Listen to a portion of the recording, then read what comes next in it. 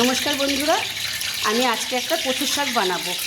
কচুটা আমি দেখালাম না, এই যে সেদ্ধ করে রেখেছি, জল ঝরানোও হয়ে গিয়েছে, আর ছোলাও সেদ্ধ করে কচুর ওপরে দিয়ে দিয়েছি। জলটা ঝরানো হয়েছে, এবার কচুর শাকটা আমি রান্না করবো। আজকে নিরামিষ কচুর শাক রান্না করব।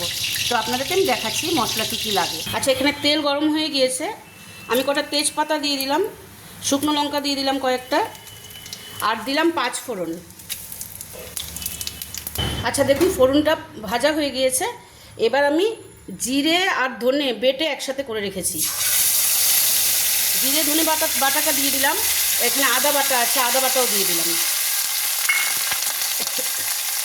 একটু হলুদ দিয়ে দিলাম, নুন কচুর শাকের মধ্যে দেওয়া আছে, নুন কাঁচা লঙ্কা দিয়ে সেদ্ধ করা আছে। আমি একটু মশলাটাকে ভালো করে কষিয়ে তারপরে কচুর শাকটা দিয়ে দেবো। মশলাটা একদম ভাজা হয়ে গিয়েছে, আমি এবার শাকটা দিয়ে দিচ্ছি। জল ঝরানো কচুর শাক, ছোলা সব একসাথে দিয়ে দিলাম। এবার এটাকে আমি ভালো করে এবার রান্না করব।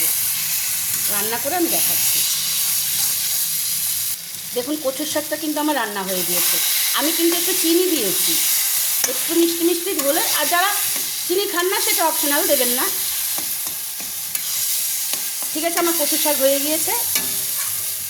কেমন রান্নাটা করলাম একটু লাইক কমেন্ট করবেন, আর ভালো থাকবেন, সুস্থ থাকবেন।